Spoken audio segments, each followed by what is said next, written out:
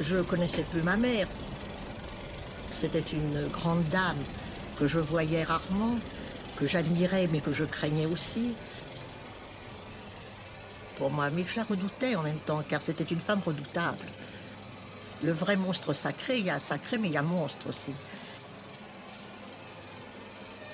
Et puis un jour, nous voyons qu'à Milan se jouait La Passion de Jeanne d'Arc, par le metteur en scène Karl Dreyer. Elle a la curiosité d'y entrer, avec moi bien entendu. Et tandis que le film se déroulait sur l'écran, moi, je regardais qu'elle. Parce que j'étais passionnément curieuse de cette femme que je ne connaissais pas assez. Elle était immobile. Je cherchais ses réactions.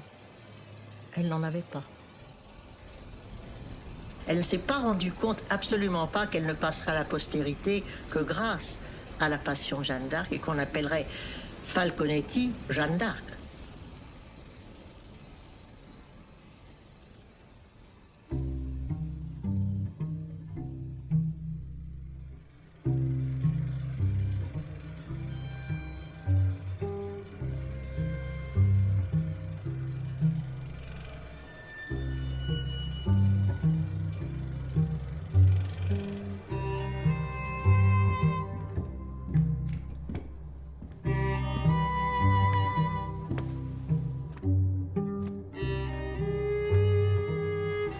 Falconetti, la legendaria Juana de Arco del cine mudo.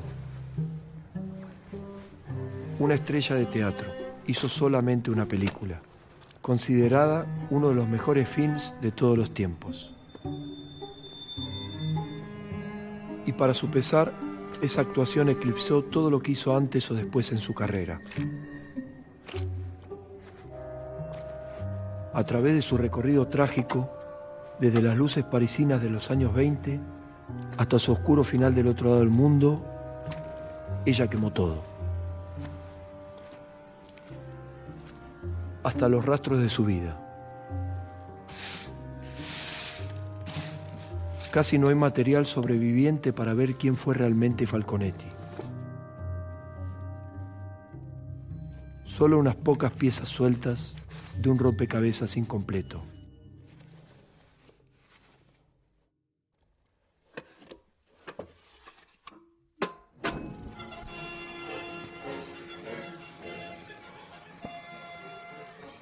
Renée Jean Falconetti. She was born in one of the poorest suburbs of Paris. As a young child, Falconetti is put in a boarding school to preserve her from the abuses of a mentally unstable father. Raised in the strictest Catholic fashion, her dreams of becoming an actress are quickly discouraged by the nuns in charge. Everything changes when she becomes intimate with Henri Goldstuck, a millionaire 3 decades her senior, whom she works for as a secretary. He supports her ambition and provides her with the means to pursue an acting career.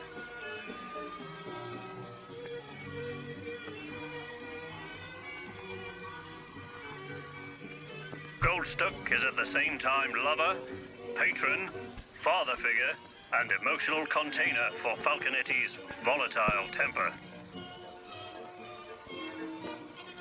When she becomes pregnant with his child, Goldstuck wants to marry her and give the child his surname. But Falconetti despises marriage and chooses to be a single mother instead. Little by little, Falconetti earns a name in the popular theatre circles, specializing in light comedies, musicals, and pantomimes. Her extravagant, wild lifestyle is the object of rumors and scandals.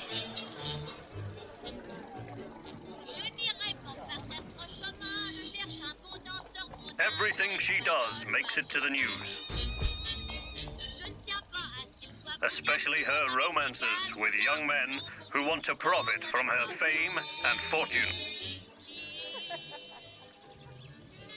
But at the end of the day, she ends up in Goldstuck's comforting arms. As her repertoire gets more respectable, she becomes one of the most popular stage actresses of her time. She is even accepted at the prestigious Comédie Française. But her fresh way of acting and modern sensibilities clashes with the solemnity of the institution. To everybody's bemusement, she decides to go back to popular theatre, gambling her career but preferring to stay free and independent.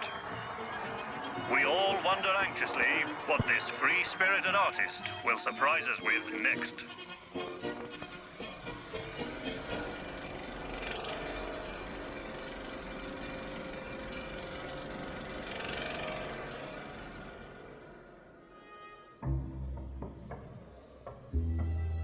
El director danés Carl Dreyer está en la cima de su carrera luego de su éxito El amo de la casa.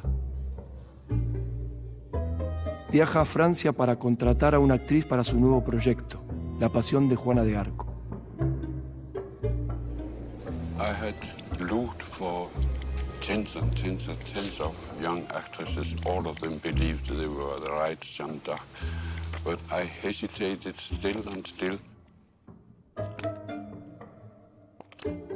Dreyer se baladait sur les grands boulevards et un peu désespéré lorsqu'il voit qu'au théâtre de Paris, sur l'affiche, Falconetti jouait La Garçonne, comédie où elle était la féministe. In a certain way, I was attracted, though I didn't think she would be the right one. Lui, il a su voir sous ce maquillage de petite femme à la mode la structure du visage d'une paysanne, d'une rustique, comme il l'a dit ensuite, qui était vraiment Falconetti. Alors il est allé la féliciter dans sa loge. Ils ont pris rendez-vous.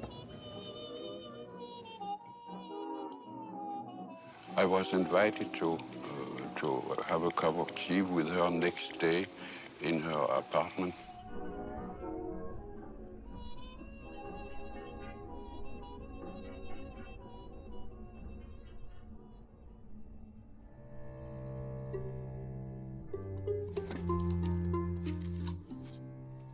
En la casa está presumiblemente Madame Closter, una de las asistentes personales de Falconetti en esa época. Monsieur Dreyer est arrivé 5 minutes en avance. Falconetti l'a fait entrer. Elle était intriguée par sa volonté de parler sans attendre. Elle avait entendu dire que Dreyer était un réalisateur étranger difficile qui poussait ses acteurs jusqu'à leurs limites et qu'il préparait un film sur Jeanne d'Arc dont le rôle-titre devait à l'origine être interprété par la star américaine Lillian Gish. Mais les réactions de l'establishment l'ont fait choisir une actrice française à la place. Il ne trouvait pas d'interprète parce qu'il était très exigeant. Et les grandes actrices françaises qu'il avait rencontrées étaient effrayées par ce personnage hors du commun qu'était Dreyer. Falconetti a été séduite par le côté extravagant du projet et aussi par la personnalité extraordinaire de Carl Dreyer. Dreyer lui expliqua comment le projet était né. Ses producteurs et lui n'arrivaient pas à choisir sur quelle figure historique faire un film et Jeanne d'Arc fut choisie en tirant à la courte paille avec des allumettes. Puis il continua avec les détails sur la façon dont il pensait approcher la matière. Son idée était de concentrer l'histoire exclusivement sur les véritables comptes rendus du procès de Jeanne d'Arc et sur son exécution sur le bûcher. Falconetti n'arrivait pas à croire que quelqu'un puisse prendre autant l'art du cinéma au sérieux. Le cinéma à l'époque, d'ailleurs, était un art tout à fait mineur. On allait au théâtre. Il y avait des journaux spécialisés pour le théâtre, mais pas pour le cinéma. Puis ce fut au tour de Falconetti de parler. Et, comme à son habitude, elle dit ce qu'elle pensait. Mais bien sûr, ce qu'il y avait de plus intéressant n'était pas tant ce qu'elle disait que ce qu'elle cachait. Ce qui amusa Dreyer, je suppose.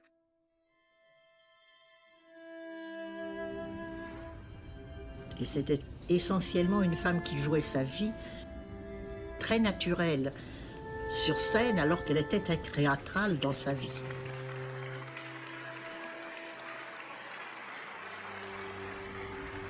Falconetti, qui elle passait pour quelqu'un d'extraverti, c'était pour le public.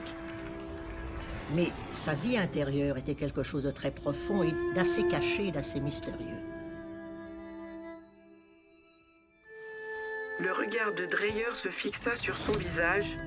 Il se leva et s'approcha pour l'observer sous différents angles, comme personne d'autre ne m'avait jamais regardé avant, selon Falconetti. She had, figuratively spoken, some scars of the time of suffering or something. I didn't know what, but there was something very beautiful in the face. Elle le prévint que son visage avait été utilisé pour la mode et la publicité, mais qu'il n'avait aucune qualité à l'image. Du moins était-ce là ce qu'on lui avait dit. Vi talte sammen, og jeg sagde til hende, jeg tør ikke bestemme mig, før jeg har fået taget en optagelse af den. Jeg vil gerne bede dem komme ud i morgen tidligt, og så tager vi et billede af dem, helt uden sminke, med deres eget nøgende ansigt. Bag hendes make-up, bag hendes sminke, synes jeg så en kvinde, som kunne have været Jeanne d'Arc. Est-ce qu'elle a donné sa réponse à Dreyer sur le champ? Pas du tout. Elle rassembla tout son conseil de guerre, comme nous l'appelions, son entourage, sa famille et ses amis, avec lesquels elle partageait tout. Goldstock était présent, bien sûr, cet adorable petit homme. Elle était passionnée par le projet, par son originalité, mais aussi elle était un peu effrayée à la pensée qu'elle allait avoir une manière de travailler qu'elle ignorait complètement. Au théâtre, elle était elle-même. Et puis, elle était une individualiste, il faut bien dire, dans son art. Alors qu'avec le cinéma, elle savait qu'elle allait faire partie d'une équipe et qu'elle allait surtout être entièrement dirigée avec tout ce que cela comportait de contraintes par le metteur en scène Dreyer. Beaucoup étaient contre et essayèrent de la dissuader de faire un film. Mais elle prenait parfois ses décisions en ne se basant que sur leurs conseils. Pour les rôles importants, elle cherchait toujours une autre sorte d'aide en plus, une aide d'ordre plutôt surnaturel. Como mucha gente de teatro, Falconetti es muy supersticiosa. No da ningún paso en su carrera sin consultar a una divina. Y menos ante un reto tan riesgoso como este. Los dioses de la fortuna fueron benévolos y dieron su aprobación.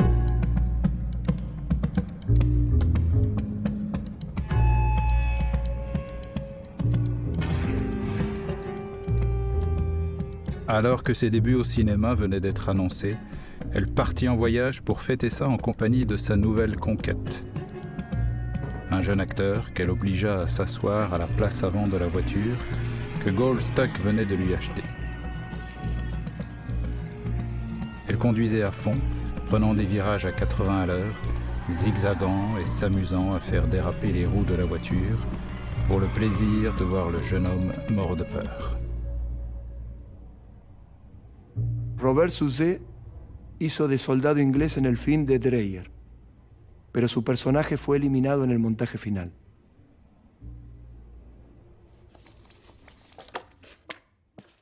Él llevó un diario durante el rodaje. Le 17 mai, le tournage débute dans une usine de voitures de location à Billancourt. Nous avons tous l'impression de faire partie de l'équipage d'un navire voguant vers des eaux inconnues. Le matin, Falconetti arrive sur le tournage dans une grande voiture, vêtue de fourrure et couverte de bijoux, avec un visage laissant voir son manque de sommeil. Dreyer prenait l'air sévère et lui disait « Madame, vous êtes une mauvaise femme ». Elle sanglotait et gardait les yeux rouges une bonne partie de la journée. Falconetti s'enferme dans sa loge taillée dans les murs des énormes décors construits par le même décorateur que celui de Dr Cagliari. Ce sont les décors les plus chers de France jusqu'à ce jour. Les décors seront-ils visibles dans le film ? Jusqu'ici, Dreyer a filmé presque exclusivement en gros plan. On dit que les décors fournissent aux acteurs un sens réaliste de l'environnement. Falconetti exige la présence de Dreyer, mais elle est contrainte à attendre. Dreyer inspecte les visages de l'ensemble du casting pour s'assurer que personne ne porte de maquillage.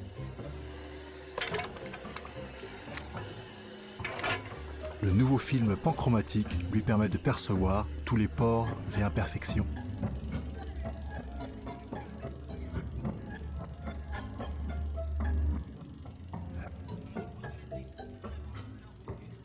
Falconetti éclate.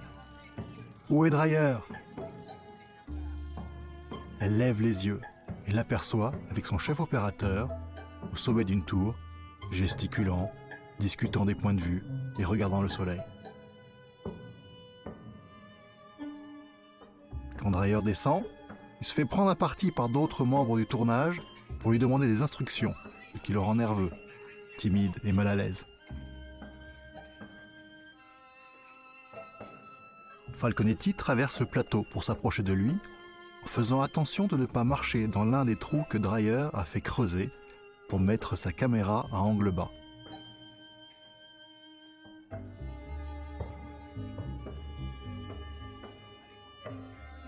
Il fut surnommé Karl Gruyère parce qu'il faisait plein de trous dans le sol du plateau.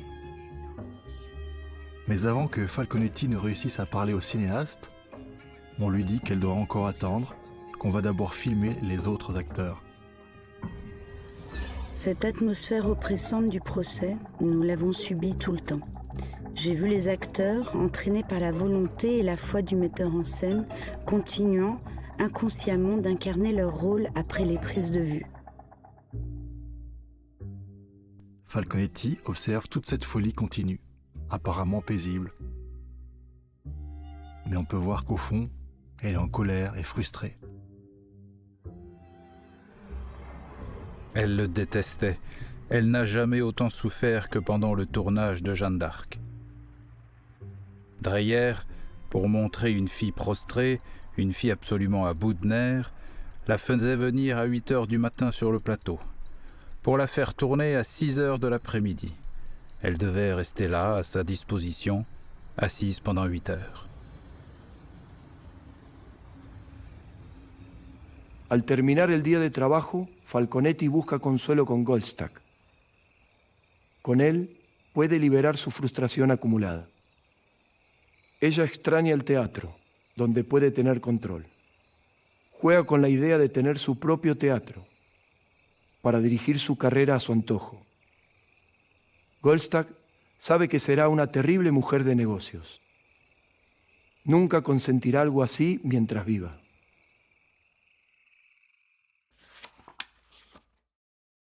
Une nouvelle journée sur le plateau.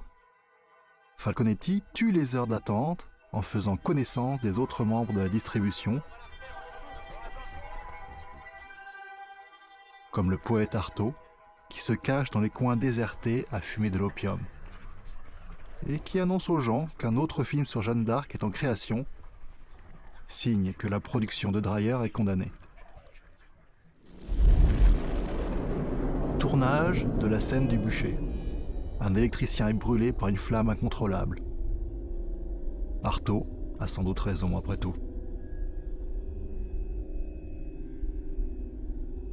L'atmosphère de la production devient de plus en plus bizarre. Le plateau s'isole du monde extérieur.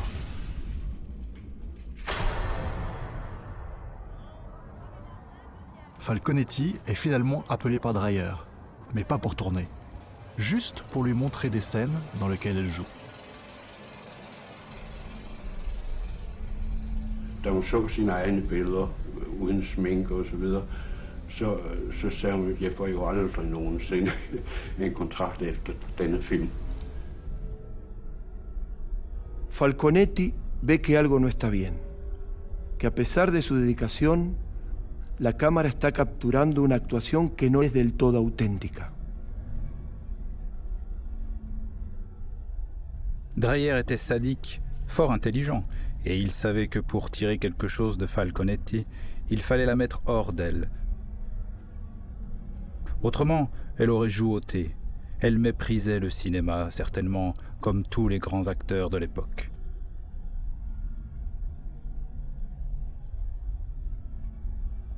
Falconetti part tôt pour aller voir la pièce de Shaw, Sainte Jeanne. Dreyer l'accuse d'essayer de ruiner son travail, craignant qu'elle ne joue comme la Jeanne de Shaw à la place. La relation entre l'actrice et le metteur en scène atteint son point de rupture.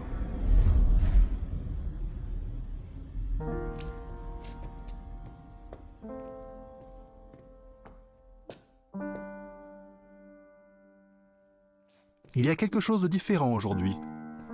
Après s'être changé, Falconetti est emmené dans un endroit isolé du reste du plateau par des écrans.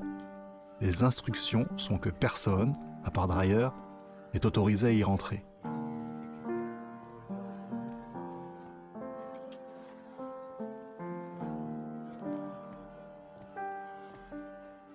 Il passait des heures comme ça.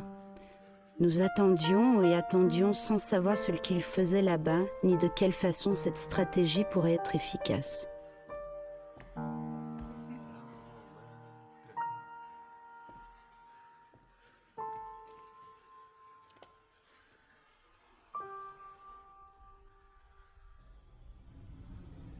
Je me rappelle d'un jour où nous avons filmé une scène qui lui a fait répéter 24 fois, juste pour obtenir quelques secondes de film.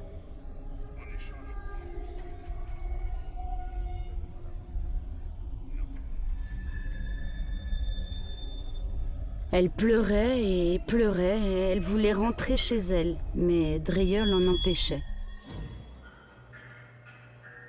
Il la gardait pour regarder les roches longtemps après que tous les autres fussent partis. Så satte vi os som to artige børn og lod filmen køre for os gang efter gang og blive ved.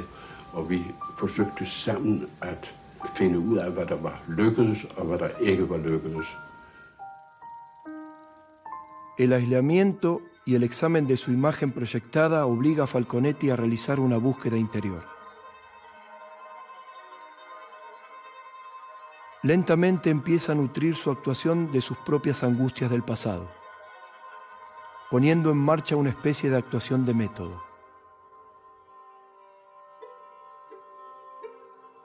De alguna manera, esa forma de trabajar activa la identificación total de la actriz con el rol.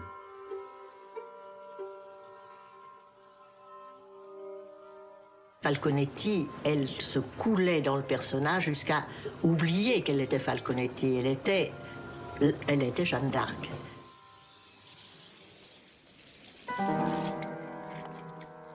Ahora hay poca diferencia entre el sufrimiento del personaje y el de Falconetti. Elle passe beaucoup de temps à genoux sur un sol de pierre, inconfortable, ou avec des chaînes aux pieds. Quand Dreyer se déclare satisfait après le tournage, elle pleure pendant plusieurs minutes. Nous vivions le drame de Jeanne et le tourment de Falconetti qui l'incarnait. Il y avait aussi une scène où, pendant le procès, les juges lui crachaient à la figure. Dreyer, qui était un peu sadique, il lui avait permis de choisir l'acteur qui la dégoûtait le moins pour lui cracher dessus. Les gens sur le tournage plaisantent en disant que Jeanne a été assassinée 2 fois, la seconde fois par un Danois.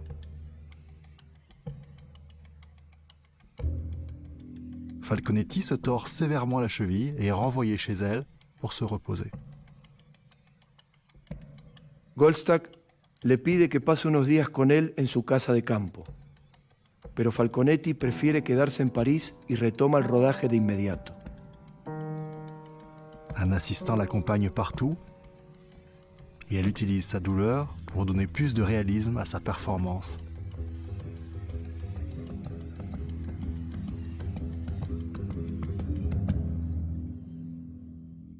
Llega el momento en que deben cortarle el pelo en cámara.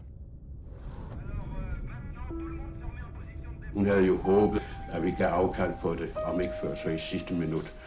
Men jeg måtte gøre mig hård, for filmen var vigtig. Falconetti dijo luego que se sintió como una condenada a muerte, que no fue necesario actuar. Para su visión de feminidad no había nada más humillante que rasurarse la cabeza. Dreyer tentait de la consoler en lui disant que ses cheveux allaient repousser. Pendant ce temps, il forçait les caméras à continuer de filmer quand elle pleurait car il pouvait utiliser ce métrage à un autre moment. Quand il eut fini, Dreyer s'approcha d'elle lentement. Il essuya ses larmes de sa main et les ramena à ses lèvres. Og om aftenen fik jeg det mest rørende brev fra hende, hvor hun sagde, at hun havde været ked af det, men jeg måtte nok forstå, at det havde været et stort drab for hende, at det har man nu. Håber hun blev glad for det, når hun så det i filmen. Pero cuando concluyó el rodaje y Falconetti pudo ver una primera versión de la película, no le gustó. En su opinión, no había nada de ella en la pantalla. Todo era de Dreyer.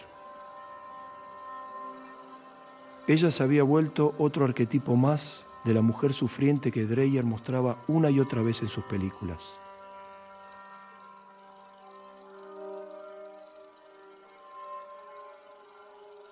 Una de las razones de su obsesión con el tema puede deberse a la madre biológica de Dreyer, Josephine Nilsson. De må hjælpe med at høre de. Jeg er så fortvivlet over det, der er sket, og hvis de ikke vil hjælpe med, så må jeg jo gå ud i byen og få det gjort. Nej, det må de ikke gøre. Og jeg kan ikke stå alene med et barn. Så skal det i hvert fald bortadopteres. A Dreyer lo entregaron en adopción cuando nació, pero durante años estuvo intrigado sobre el paradero de su verdadera madre.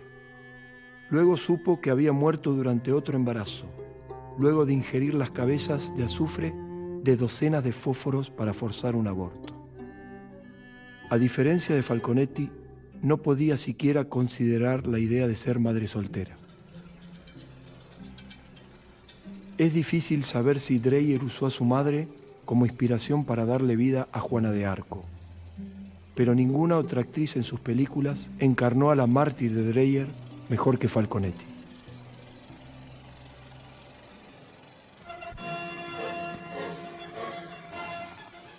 After more than a year of production and several million francs, The Passion of Joan of Arc is ready for its world premiere in Copenhagen.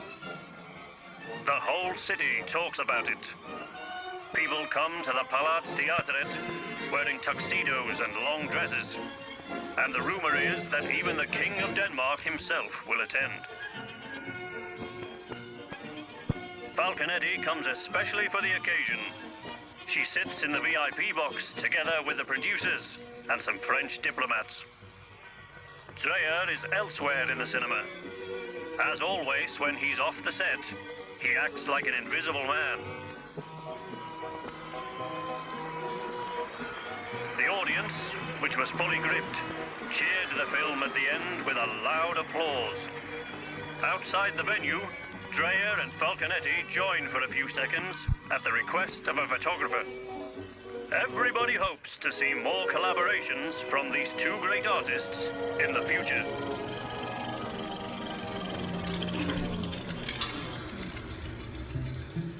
Después de Copenhague, Falconetti y Dreyer jamás vuelven a verse. Dreyer completará solamente 5 largometrajes en las siguientes 4 décadas. Falconetti nunca más vuelve a filmar. On a dit que c'était parce qu'elle avait trouvé épuisant le tournage d'un film, c'est vrai. Mais ce n'est pas cela qui l'a découragée. C'est parce qu'elle a été faite par Dreyer dans La Jeanne d'Arc. Alors que sur scène, elle était Falconetti, elle faisait ce qu'elle voulait de son personnage. La Pasión de Juana de Arco no es un éxito. Las críticas son mayoritariamente positivas, pero el público le da la espalda. A las pocas semanas, la película es retirada de cartel en Dinamarca. No le va mejor en otros lugares. Para el estreno en Francia, Dreyer es forzado a realizar cortes bajo presión de la Iglesia Católica. La cinta es prohibida o mutilada por censores en varios países.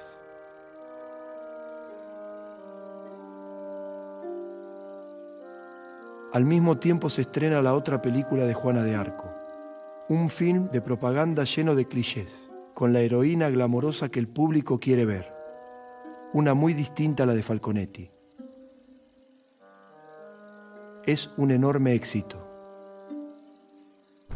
Un incendio destruye el negativo original de la película de Dreyer, lo que obliga al director a realizar una nueva versión con tomas que no se habían usado en la versión original. Pero entonces la novedad del cine sonoro toma el mercado por asalto, lo que hace la distribución de películas mudas como la de Dreyer más difícil. El segundo negativo de Juana de Arco también se pierde en un incendio. Muchos creen, como Artaud, que la película está maldita.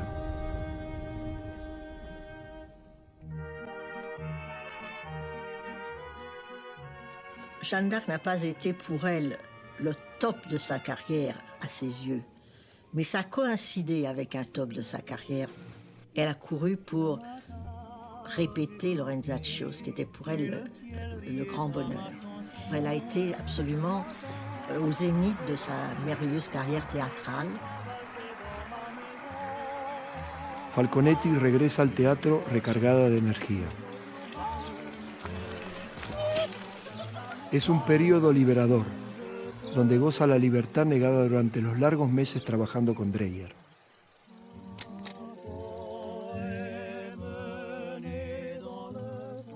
Mudada a una mansión en Chateau, se pasa horas regocijándose en el jardín, pensando cómo llevar a cabo su ambición de convertirse en actriz trágica.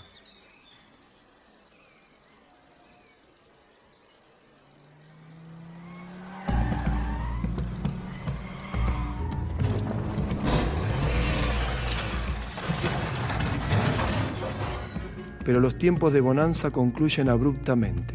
Goldstack sufre un severo accidente de auto.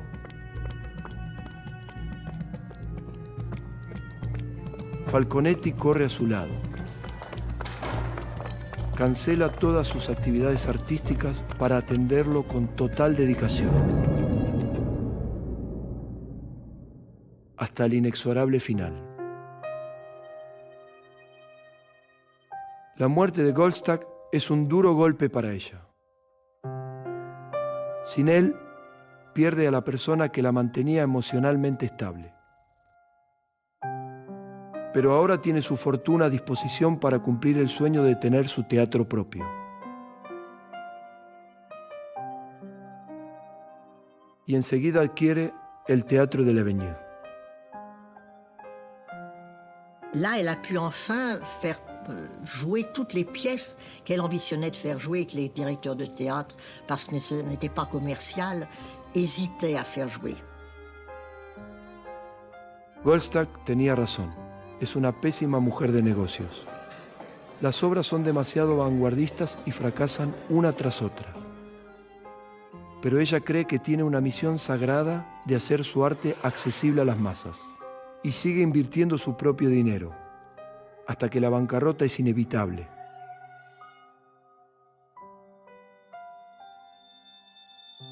La personalidad de Falconetti se vuelve sombría, sumida en una angustia que estaba neutralizada mientras vivía Goldstack. Ahora, completamente sola, la caída de su teatro prefigura la caída de su vida personal.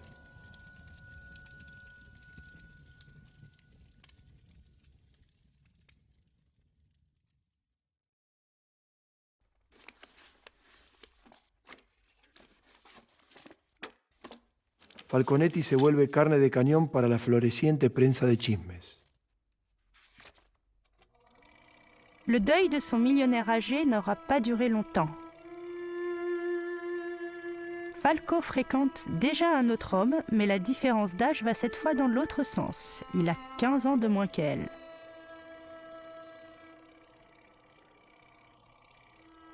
Elle ne voit plus ses voyants habituels. Le présent est clairement la seule chose qui compte pour elle maintenant.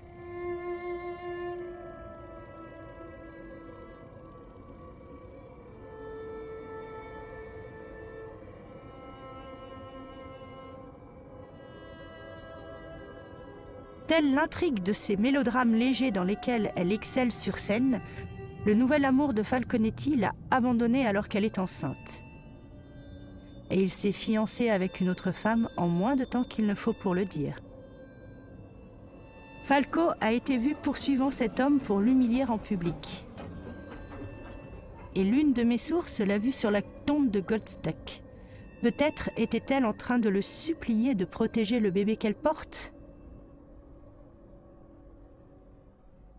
Con casi 40 años, Falconetti da a luz a un varón y se convierte en madre soltera por segunda vez. Aunque sus finanzas quedaron maltrechas por su aventura como empresaria teatral, aún está en posición de arreglar las cosas. Sus acreedores la convocan para una conciliación. Scandale au tribunal. À la dernière minute, la diva a refusé de signer son échéancier, criant que tout cela était un complot contre elle. Le mot reddition ne fait visiblement pas partie de son vocabulaire. Arrinconada por los acreedores, Falconetti disfruta de un extravagante semi-retiro en Suiza. Quelqu'un pourrait-il croire qu'une femme comme elle puisse vivre normalement et tranquillement ?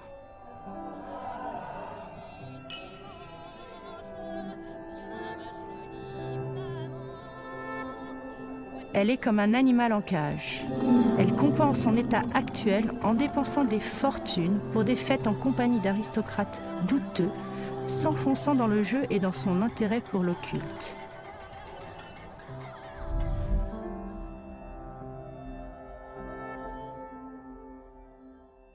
Eventualmente regresa al teatro.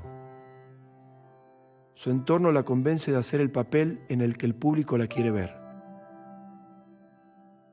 Una versión teatral de Juana de Arco. Selon nos sources, Falco veut porter sur scène une partie de la garde-robe du film de Dreyer.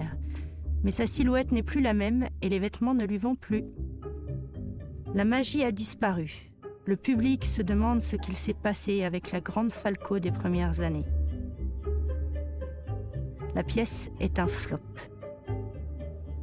La carrière de Falconetti est à un croisement.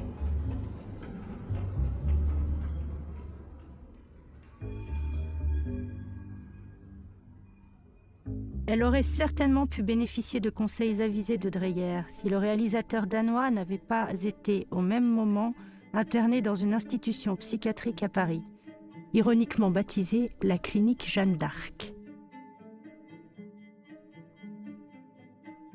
Falconetti aparece en otras obras.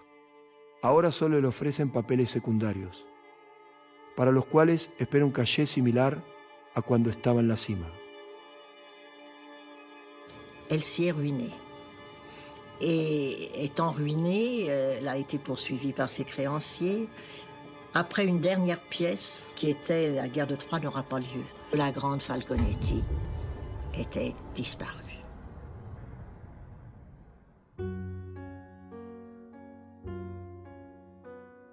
Falconetti, c'était une sorte de personnage qui s'apparente tout à fait aux grandes vedettes du XIXe siècle. Ces femmes capricieuses qui ont des soirées où elles sont étourdissantes, des soirées où elles sont à jeter par les fenêtres, qui décident de ne pas jouer parce que ce soir-là, elles ne sont pas d'humeur à jouer et on rembourse la salle. Qui dépensent des fortunes, ne savent jamais ce qu'elles ont comme argent, comme amis, etc. Et qui vivent dans une espèce de tourbillon de désordre. Qui aurait pu prédire qu'en 1935, sa carrière d'actrice en France serait terminée ? Elle avait végété, voulant se relancer dans la chanson, ce qui n'était pas du tout son registre. Ceux qui avaient vu la grande actrice sur scène par le passé la reconnaissaient difficilement dans ses apparitions insignifiantes.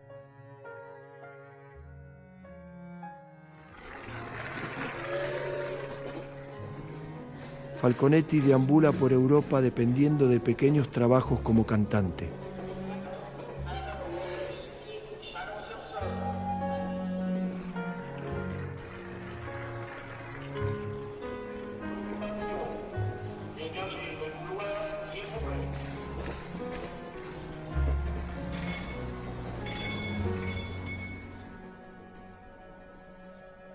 Envía telegramas pidiendo trabajo.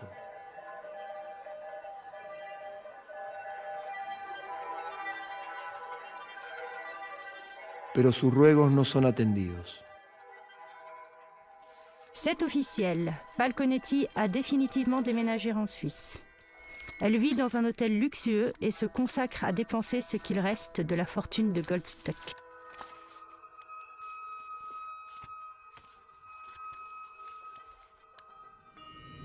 Está convencida de que la única forma de terminar con la mala racha es acelerando el proceso autodestructivo, augurando el comienzo de una nueva y más benigna era.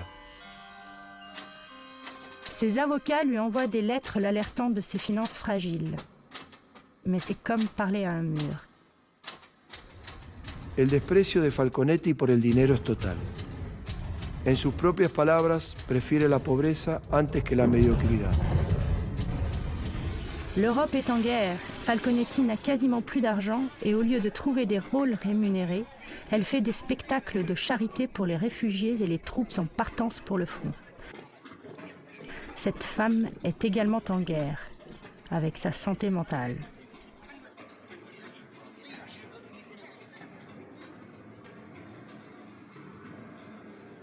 Oprimida por su situación asfixiante, Falconetti debe tomar una decisión: regresar a Francia para arreglar de una vez sus asuntos o seguir escapando.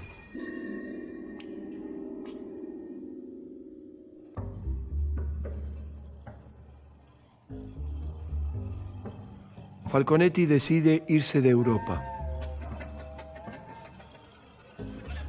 Vende todos sus bienes y consigue visas para Brasil y Argentina. Luego de cruzar territorio ocupado, se embarca en Portbou, en un barco llamado Buena Esperanza. Su pasaporte tiene una fecha de nacimiento falsa y el nombre de Orosa, una combinación de letras que ella cree mágica y portadora de buena suerte. En algún lugar del Atlántico, el Buena Esperanza es interceptado por un barco inglés.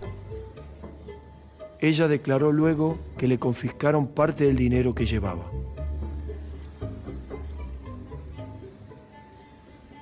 En mayo de 1942 llega a Brasil.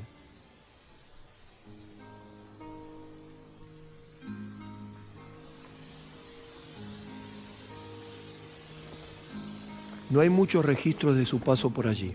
Se sabe que estuvo en una proyección especial de la legendaria película Límite, de Mario Peixoto. Orson Welles también estaba en el lugar. Alguien los presentó diciendo: Ciudadano Kane, esta es Juana de Arco. Welles quedó aparentemente muy emocionado. La ganadora del Premio Nobel de Literatura, Gabriela Mistral, se gana su amistad. Las pocas menciones de Falconetti en sus cartas la muestran en una luz poco feliz. Falco muestra tal torpeza para vivir en un país con diferente idioma y sensibilidad que arruina todas las diligencias que hacen por ella. No sigue ningún consejo y tiene una mentalidad provinciana en lo que atañe al cuidado de sus intereses. Quería la residencia permanente en Brasil y en su confusión de ideas nunca dejó suficientemente clara ante las autoridades su simpatía por De Gaulle. Perdió la fe en la veracidad de la gente porque vivió en carne propia enormes contratiempos. Sin embargo, a pesar de su falta de sentido, necesitamos ayudarla.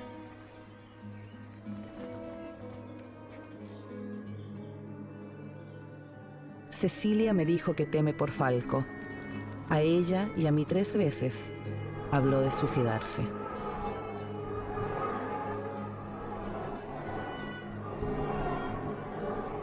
Al final, cuando su residencia se vence, debe irse.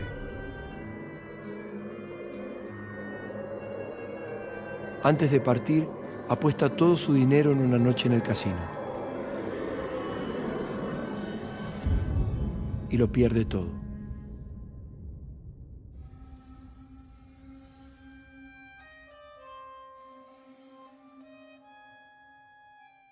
Falconetti llega a Buenos Aires sin un centavo, pero este nuevo destino le recuerda al París de antes de la guerra. Hay una gran comunidad francesa que la conoce dispuesta a ayudarla, además de muchos artistas franceses trabajando allí. Hay, después de todo, esperanzas para un nuevo comienzo. En una entrevista de radio dice que está feliz y se siente cómoda en Buenos Aires. Sueña con montar una grandiosa Camille en el teatro y espera volver a su amada Francia algún día. Cuando le preguntan por su presencia en Argentina, dice que prefiere la libertad de un país extraño a la opresión de su hogar. Todos en la Sociedad Francesa de Buenos Aires la invitan a sus fiestas y es el alma de esos eventos. Très impressionnée de la rencontrer à Buenos Aires. A offert spontanément de nous dire un poème. Et elle a récité à une Madone de Baudelaire d'une façon absolument extraordinaire. Extraordinaire, j'ai jamais entendu, je crois, personne dire un poème comme ça. Nous étions absolument sidérés en admiración. Mis padres invitaron una noche a comer a casa a Falconetti.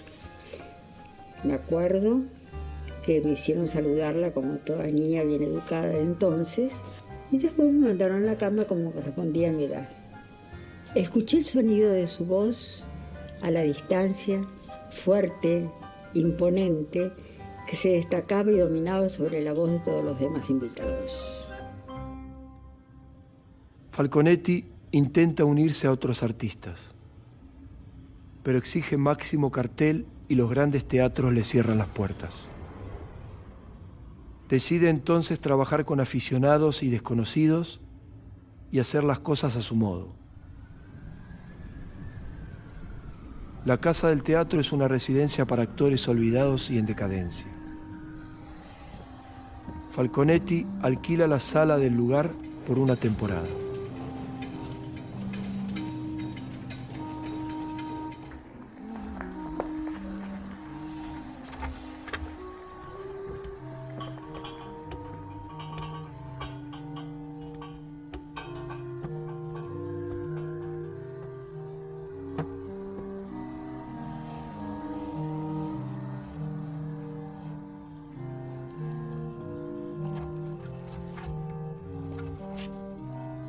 Falconetti monta 4 obras en la Casa del Teatro.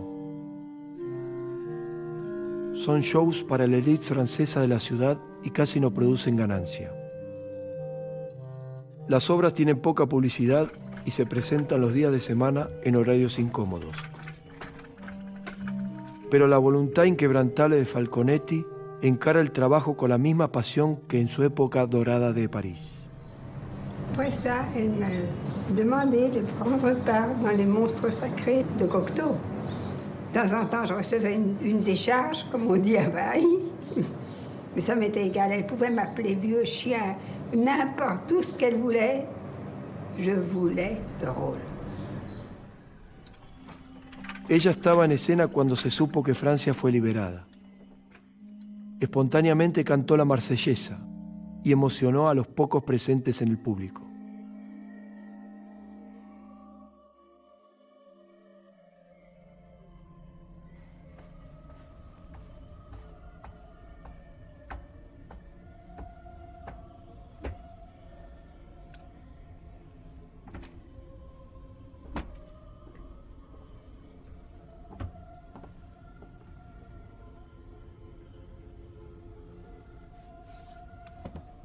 Pero su aventura en Casa del Teatro acaba en otro fiasco económico. Falconetti se ve forzada a ganarse la vida lejos del teatro. Le groupe des Français qui l'ont recueilli ont payé son loyer, l'ont habillé, nourri, et tout cela en cachette. Elle ne le savait pas, elle ne se préoccupait pas des questions matérielles.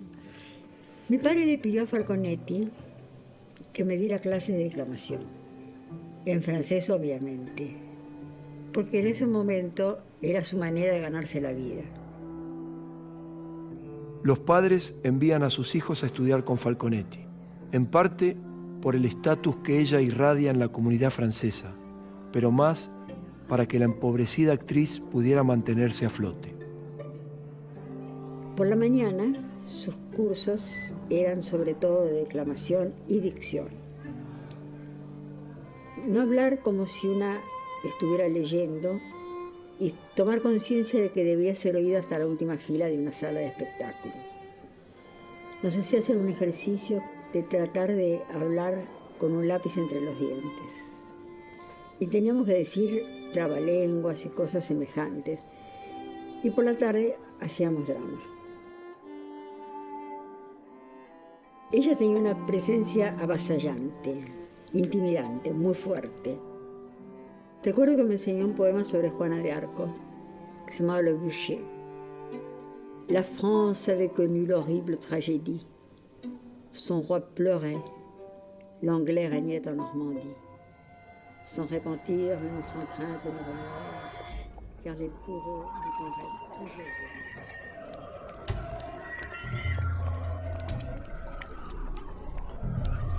Su voluntad de enseñar también se desvanece. Se la ve perdida, abstraída en sus pensamientos. Sus conocidos temen que haya caído en una depresión sin retorno. Un día actúa para la tripulación del Groix, un barco francés anclado en Buenos Aires. Los marineros están tan conmovidos por su estado que reúnen entre todos 500 pesos y se los entregan. Pero Falconetti, luego de aceptar gentilmente la suma, sale con ellos y se los gasta todo de fiesta por la ciudad, porque cree que los marineros merecen más consideración que ella. Elle a eu une fin extrêmement malheureuse parce que pour elle, la vie sans théâtre n'était pas la vie.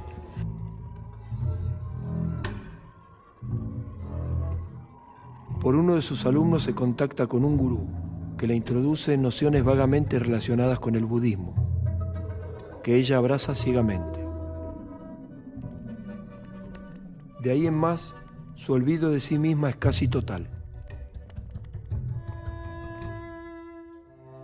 Una noche yo estaba en un pequeño restaurante, cuando noté en una de las mesas la presencia de una mujer de ojos intensos y aspecto nostálgico. Estaba seguro de haber visto esa misteriosa mirada antes. Me tomó tiempo reconocer que era Falconetti, la heroína de la Juana de Arco de Dreyer. Se sorprendió que alguien la reconociera. Me aparté hasta el mostrador unos instantes y al volver a la mesa, ella ya no estaba. Desapareció.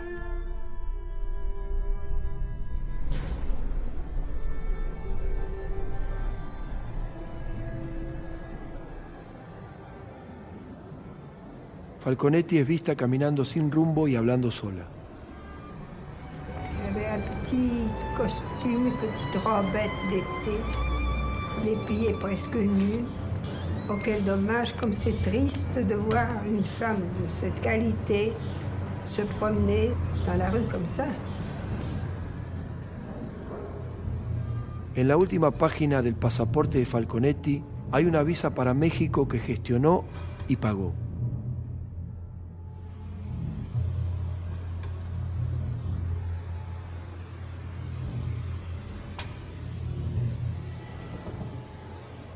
El rumor es que quiere usar México como peldaño para ir a Estados Unidos. Fiel a su carácter, estaba urdiendo un nuevo escape. Pero el barco zarpó sin ella y la visa nunca fue utilizada. Como un intento de aferrarse a su gloria pasada, le escribe un amigo en París pidiéndole que busque el traje que usó en Lorenzaccio, el papel que hizo cuando estaba en la cima como actriz de teatro. Es así como quería ser recordada.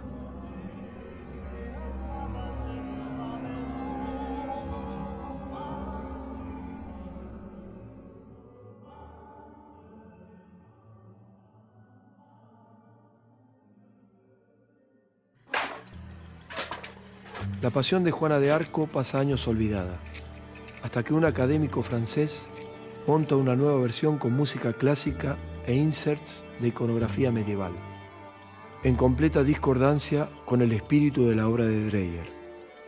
Pero irónicamente, esta versión posibilita el redescubrimiento de Juana de Arco y la legitima como uno de los mejores films de la historia. Dreyer objeta la versión públicamente y exige que la retiren de circulación. En ese momento, Dreyer está a cargo del cine Dagmar de Copenhague, un trabajo que le fue dado por el Estado danés luego de años de penuria económica dirigiendo cortos educativos por encargo. En una entrevista dice que espera que la Juana de Arco original, fiel a su visión, resurja algún día.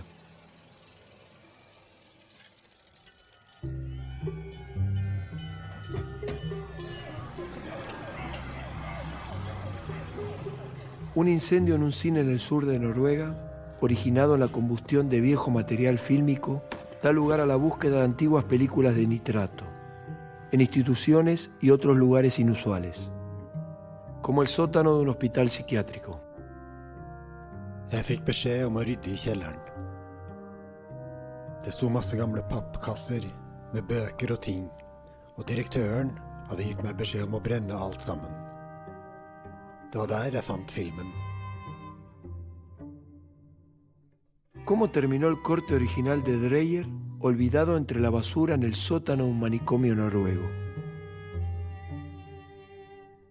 El doctor Harald Arnesen, director del asilo Dickenmark en los años 20, era fanático de todo lo francés, especialmente películas que presumiblemente proyectaba de vez en cuando para los pacientes.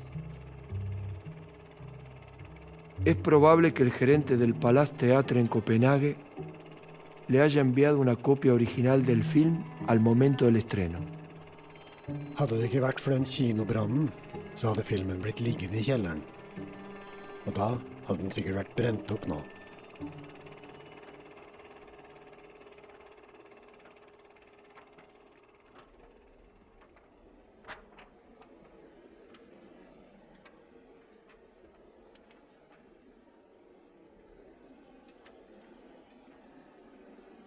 Et enfin, elle est morte et sa mort a été mystérieuse comme sa vie.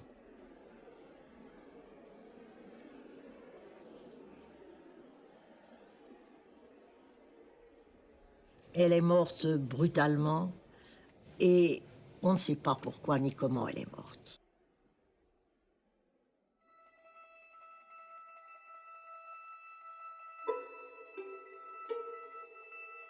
Il suffit de vouloir mourir et on meurt.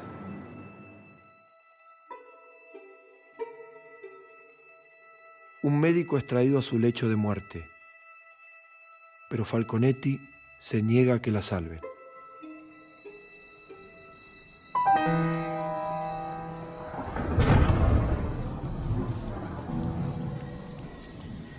Diluvia en Buenos Aires el día del funeral de Falconetti. Un pequeño grupo de personas se reúne en el cementerio de la Recoleta para darle su último adiós. La actriz es colocada en la tumba de una familia local.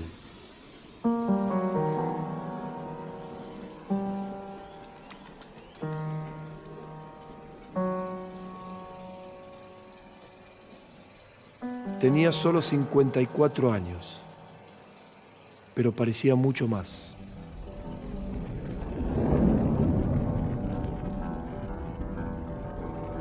Como si las vidas de todos los personajes que encarnó se hubieran sumado a la suya.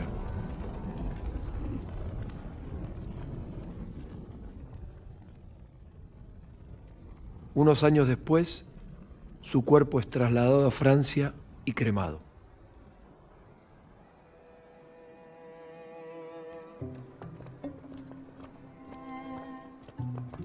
Dreyer est venu ici pour présenter Gertrude.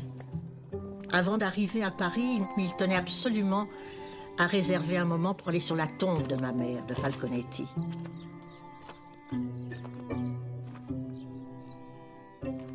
On a été jusqu'à dire qu'il l'enfermait dans une petite salle obscure avec des rats avant le tournage, qu'il la martyrisait, enfin... Alors qu'en réalité, ce sont deux grands professionnels qui étaient épris l'un et l'autre de perfection dans leur travail.